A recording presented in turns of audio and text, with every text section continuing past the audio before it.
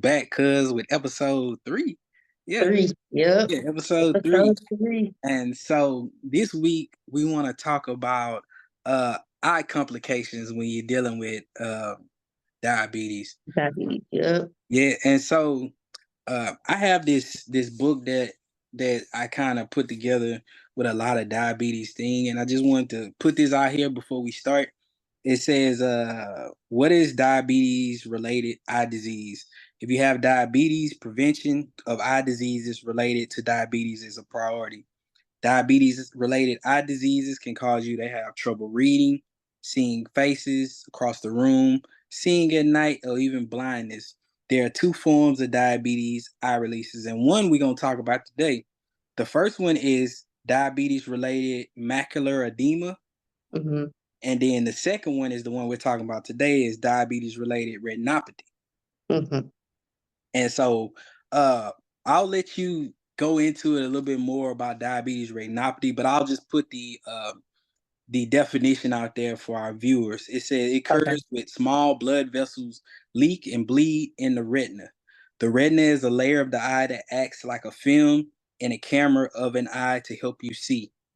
Diabetes related retinopathy is a leading cause of blindness in American adults and affects over 1 in 4 living with diabetes.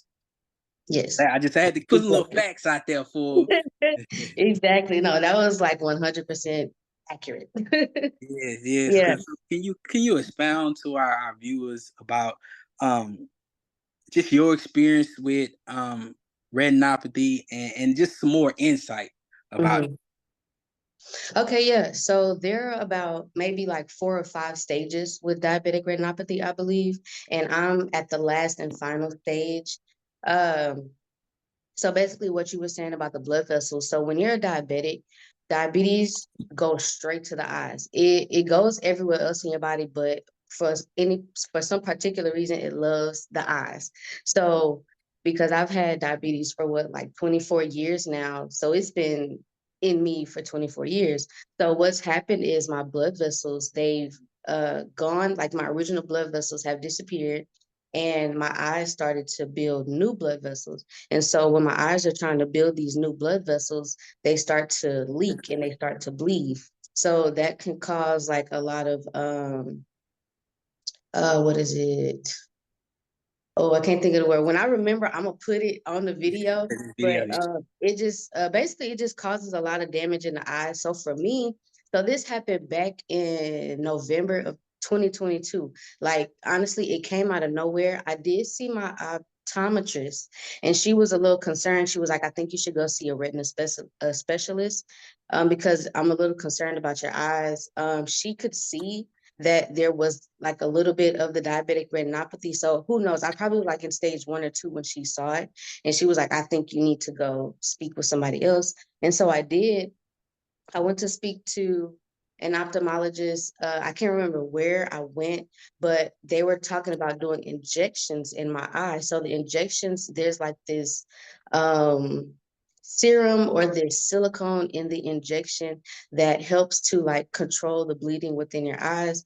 And at the time, I didn't have insurance, and they wanted to charge me like $400 an injection, and I needed it for both eyes. And I was like, okay, well, I don't have that. Like, what other options do I have? And the guy, he just wasn't trying to like work with me. And so uh, I was kind of like stuck, and I didn't know like what to do or what direction to go from there. So because I did not do anything that day, it kind of worsened.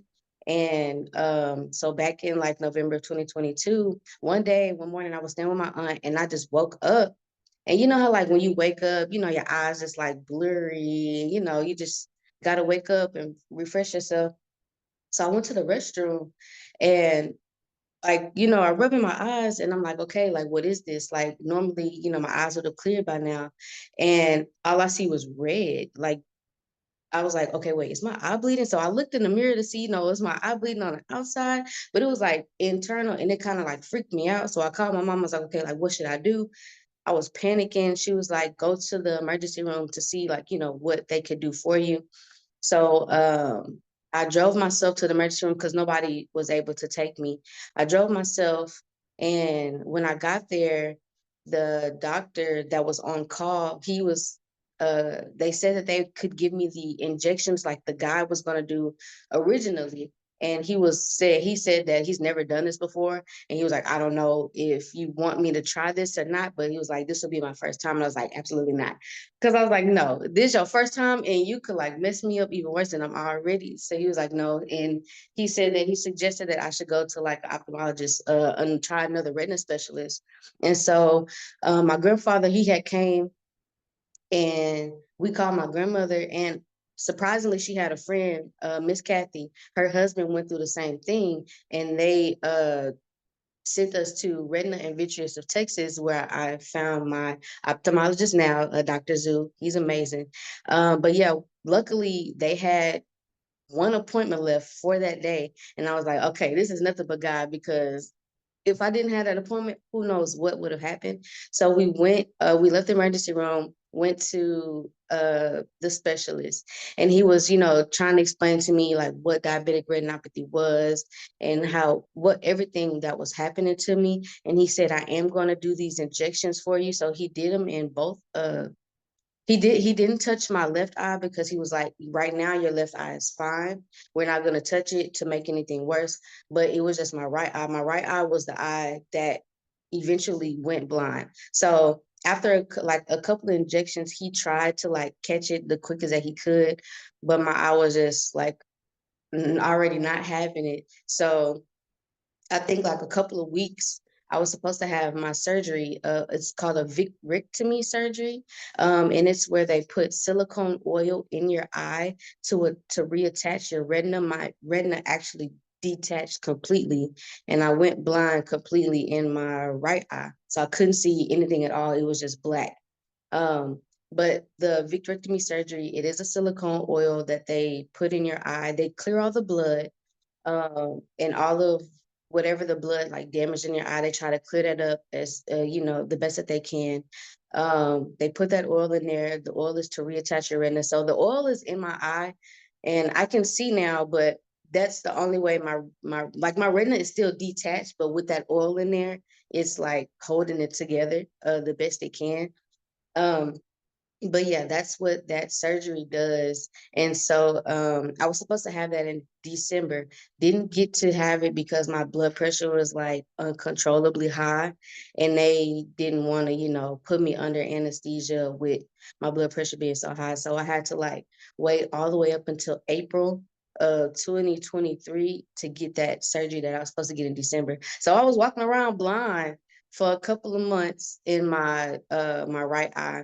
And then after we got my right eye together, my left eye, like my good eye, decided that it wanted to start doing the same thing last year. Well, no, this year actually. And so I just had not my final surgery, but my most recent surgery on the 22nd of this month. The same thing that they had to do with the vicrectomy, put the silicone oil so my retina wouldn't detach. They had to do that with this one as well. And I have like a couple of more surgeries to go. But yeah, that's that's been my story with that. But yeah, it's basically um your retina can detach it. That's how you can go fully blind, because your eyes, like, it's so much blood and it's damaging, everything that's going on in your eyes. And your eyes are like, I don't know, there's it's a word for it. I'm gonna put it on here later, but there's a specific word for everything that's in your eyes. Like, it's super, super sensitive. And so with the blood, like, pushing everything around, that's how your eye like just detaches. Well, not your eye, but your retina detaches and you can't see anymore. So with all that going on, like your vision, I know one thing. I don't know if you've seen on social media. If you could find that clip, it'll be funny. About the guy came up to a guy that was filming, and he hit him with some pepper spray, and he Uh-huh. started freaking out. So what were you thinking when you couldn't see? Because me, when I can't see, it's just like your body just wants to react because you just want to. Yeah.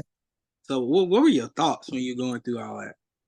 I was panicking. Like, man, I didn't know what to do. I definitely had like some major anxiety.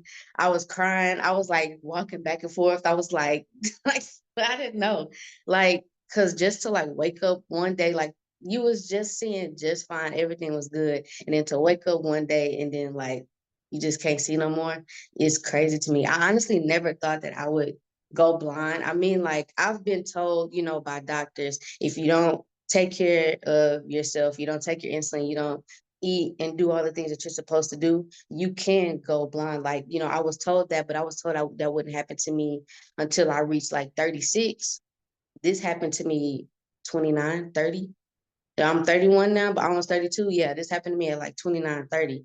And it was just, I was like, I thought I had more time, before anything like this would happen. But yeah, I was panicking. Like, I didn't know what to do. I was crying like a baby. I didn't know.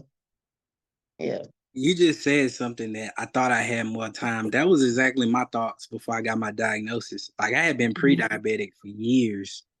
And I always thought that people, besides type 1 diabetics, but I thought that with type 2, that only affects people in their late 40s, 50s, 60s. So I thought I had time to continue to just do what I want to do.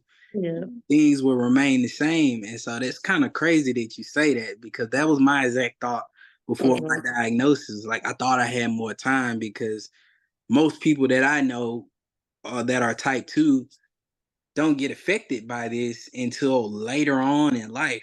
And then, you have time to try to get it Mhm. in. But you young, you young, vibrant. You ain't Yeah. worried about not being able to see or not being able to function. So what Mhm. kind of advice would you give to anyone out there that's dealing with diabetic retinopathy or any kind of, because a lot of people, you don't have a lot of specialists that deal with that or even want to deal with that. Yeah. So what kind of resources could you some advice and resources could you share with our viewers to try to get some relief or some help dealing with that?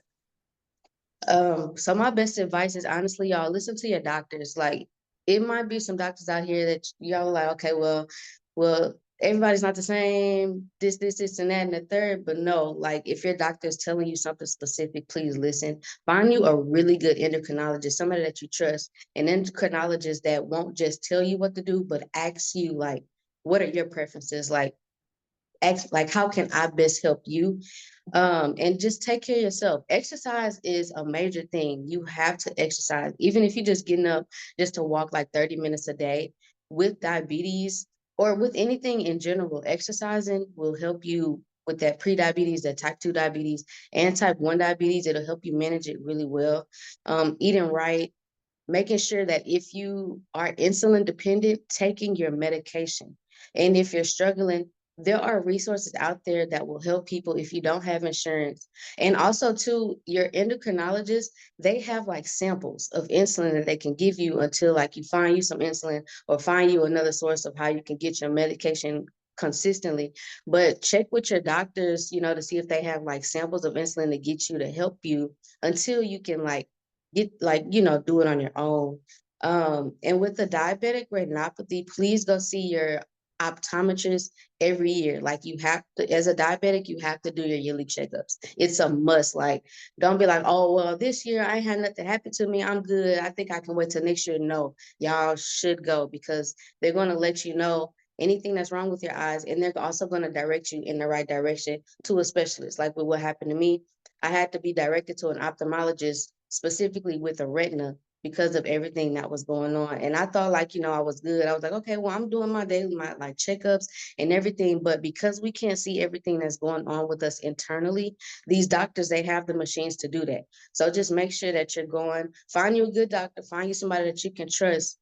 And I promise you, they'll lead you like in the right way, in the right direction. And also too, if you have diabetic retinopathy, if you're like in the first stages of it or just a diabetic in general, go to Retina and Vitreous of Texas. They have amazing doctors there that will help you. You do need to have insurance though. You can pay out of pocket, but it's gonna be like a significant amount. I wouldn't do it, but make sure you have some insurance. But try them out. They work. Houston Eye Associates, they're pretty good as well. If you just don't know like what direction to go with trying to find someone to help you with that. I would also say another resource that have those, if you don't have insurance, they have resources to help people is the Don Network.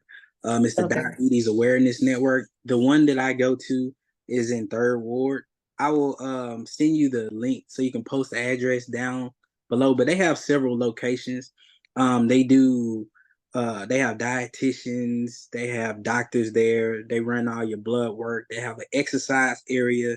They give you different things to kind of help manage your diabetes. And if you have any kind of eye related problems, they can refer you out to some resources that are low cost or maybe even no cost, depending on your financial situation. So Okay. it's definitely a resource that you can use. And feel free to just reach out to us. We have an email that we're gonna post right here. And if we can help you in any kind of way, we will definitely guide you to some of those resources. We're not doctors, we're just people out here trying to help. Um, Mm-hmm. just just be a beacon of light. Uh, did I miss anything? Cuz No, I don't think so. And then also too, y'all, every year, in November, so if y'all didn't know, November is Diabetes Awareness Month. Of course, November just passed, but November is the month for diabetes. It's where they have the walk for diabetes, they have the JDRF, and then American Diabetes Association. They do walks in Houston if you do live in Houston. If you don't live in Houston, you could just like go on the website to search like when they do walks in your area. But also too, at those walks, they have people at stations that help you like do pre-screening for, diabetes and just wellness checks and wellness exam. And it's 100% free. Like y'all don't have to pay for anything. But if you're somebody that's like struggling with pre-diabetes and type 2 diabetes or even type 1, come to those events because they have a bunch of free stuff and also people out there with resources to help you with stuff like that too. yeah, so we've been a wealth of information for y'all today. Be sure you like, share, subscribe, follow us on Instagram. What is that information, cuz, for the people out there? All right, y'all. So we have a TikTok and we have an Instagram. It is Affirmative Podcast, AffirmativePodcast. Podcast. And then we also have our business email. I'm going to put it down there, but it is affirmativepodcast@gmail.com for any business inquiries that you guys want to hit us up for, anything like that. Yeah, that's it. All right, we'll see y'all next week. We love you. Ain't nothing you Love can you. do about it. Peace. Peace.